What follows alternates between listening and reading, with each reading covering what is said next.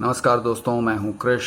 मुझको अर्बन नक्सल कहा जाता है क्योंकि मैं आम आदमी के मुद्दे आपके सामने लाता हूं और कड़वी सच आपको बताता हूं।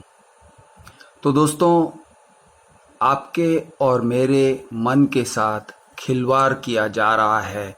हमें कंटिन्यूअसली बेवकूफ़ बनाया जा रहा है, बार बार बेवकूफ़ बनाया जा रहा है। राष्ट्रवाद के नाम पर बेवकूफ़ बनाया जा रहा है और हमें गुमराह किया जा रहा है।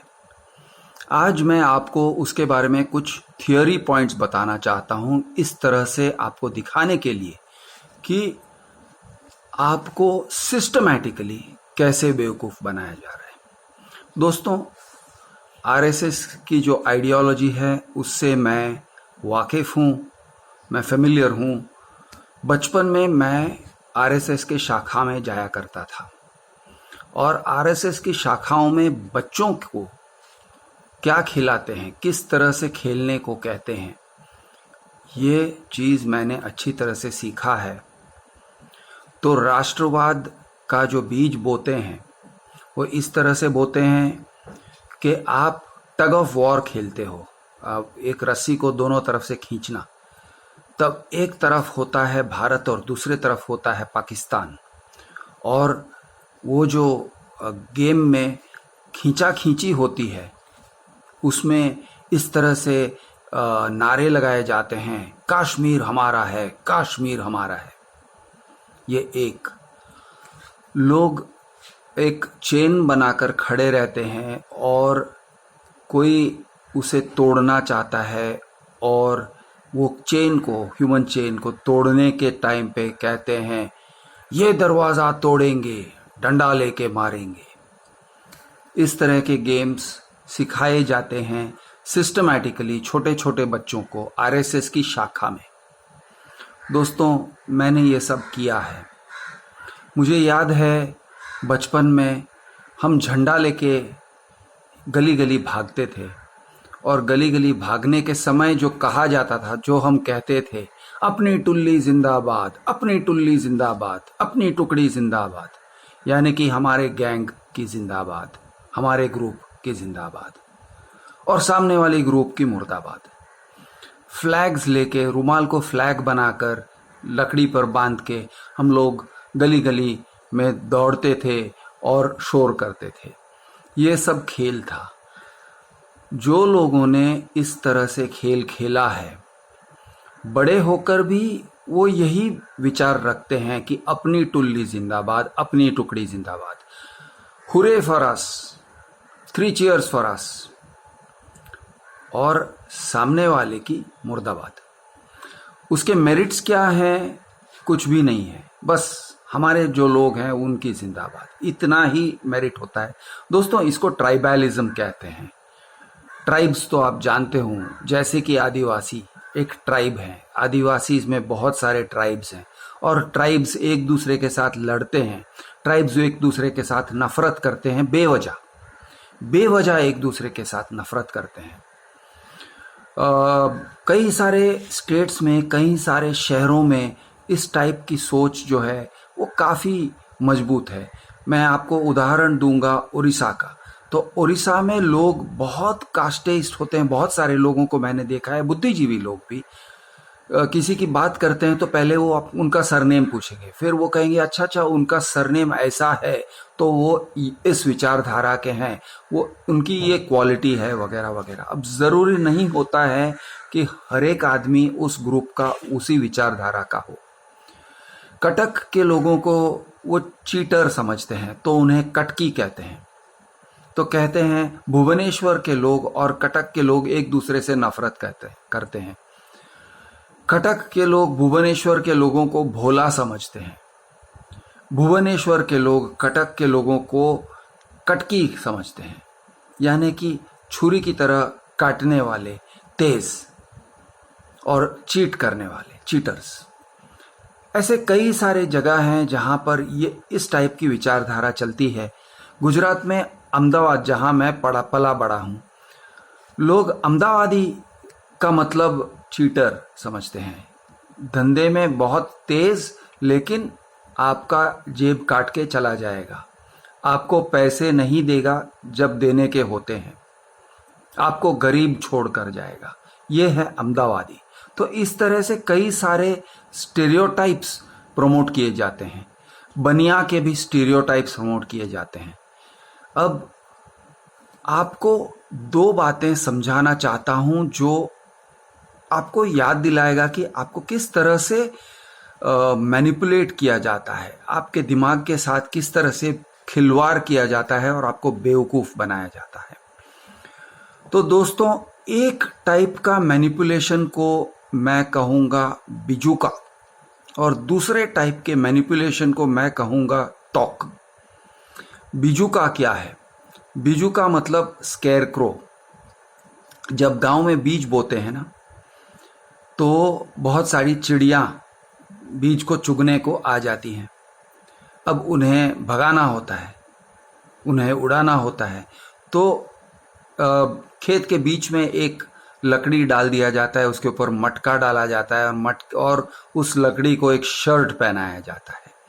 तो वो हवा में जब शर्ट लहराता है तो पक्षियों को लगता है कि ये एक इंसान है जो चल रहा है खेतों में, तो वो डर जाते हैं।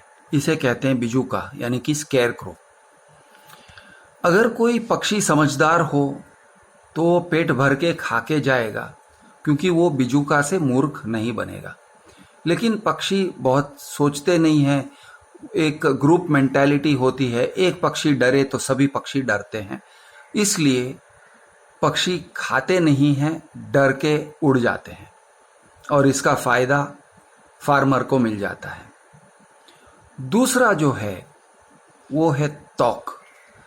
तौक भी एक फार्मिंग की प्रैक्टिस है। आप गाय को गाय माता कहते हो। गाय माता की पूजा गांव में कैसी होती है मैं आपको समझाता हूं। गाय जब बछड़ा देती है तो बछड़े को दूध नहीं देना होता है, क्योंकि आप बछड़े को दूध पिला दोगे तो गाय का दूध आप कैसे ले सकते हो, बेच कैसे सकते हो। इसलिए दोस्तों, बच्चों को यानी बछड़े को मार दिया जाता है, कत्ल कर दिया जाता है। और उसका जो अभी एक समस्या खड़ी हो जाती है कि गाय अगर बछड़े को नहीं देखेगी तो दूध कैसे देगी, बछड़ा तो मर चुका है।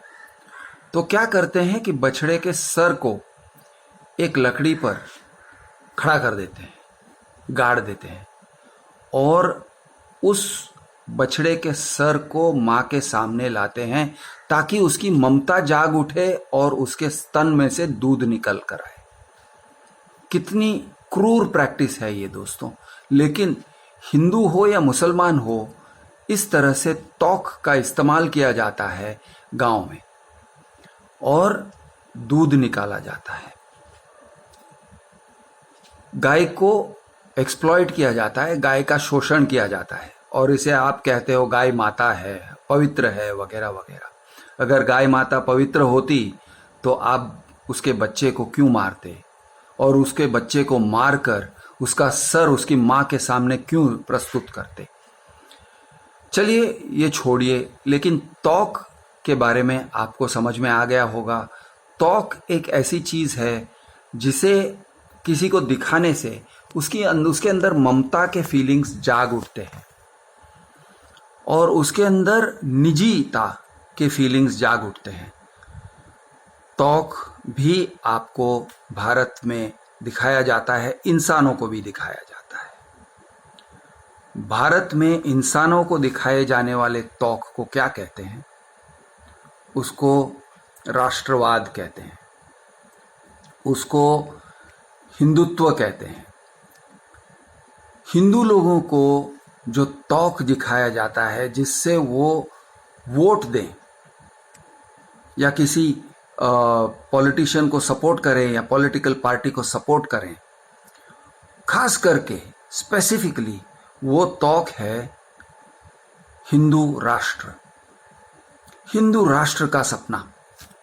जब आप किसी को हिंदू राष्ट्र का सपना दिखाओगे, किसी हिंदू को, और कहोगे देखो इसमें गलत क्या है, क्या हम हिंदू राष्ट्र नहीं है? पाकिस्तान तो है मुसलमानों के लिए, तो हम तो हिंदू राष्ट्र हैं, हिंदू राष्ट्र का सपना देखना कहाँ गलत हो गया। तो इस तरह से आपको एक तौक दिखाया जाता है और आपके अंदर जो फीलिंग्स है वो मैनिपुलेट कर दिए जाते हैं और आपको लगता है हाँ यही लीडर सही है जो हमको हिंदू राष्ट्र दिलाएगा। तो आपको लालच हो जाती है हिंदू राष्ट्र की, जिस तरह से गाय को लालच होती है कि ये मेरा बछड़ा मेरे सामने है, उसको दूध पिलाऊं। और दूसरे तरफ है स्कैरक्रो, बिजूका, जिससे हिंदू लोगों को डराया जाता है। वो बिजूका से कैसे डराते हैं? देखो मुसलमान वो आपको गुलाम बना देंगे, वो आपको शरीयत लॉ के अंडर क्रश कर देंगे, वो शरिया लाएंगे, शरिया में हाथ काटे जाते हैं, क्रूरता की जाती है, औरतों के साथ क्रूरता की जाती है, वो औरतों को बुर्का पहनाया जाता है। ये सब कह के आपको डराया जाएगा। वो आपके घर के अंदर प्रवेश करके आपके माँ बहनों को रेप कर देंगे। शाहीन बाग की औरतों के बारे में, शाहीन बाग के लोगों के बारे में इस तरह से कहा गया था, इस तरह से दिल्ली की पब्लिक को डराया गया था कि आप नरेंद्र मोदी जी के सरकार को वोट दीजिए, बीजेपी को वोट दीजिए, बीजेपी के उम्मीदवार को वोट दीजिए, वरना शाहीन बाग के लोग आपके घर में घुस के आपको रेप कर देंगे, आपके माँ बहन को रेप कर देंगे। ये सब सुनाकर बिजूका दिखाया जाता है आपके सामने। दोस्तों, मैं भारत के लोगों से क्या उम्मीद रखता हूं? मैं इतना ही उम्मीद रखता हूं कि वो मैनिपुलेट ना हो, वो ऐसे सब कहने में, छलावे में ना आए। ये बहुत नीच विचारधारा है।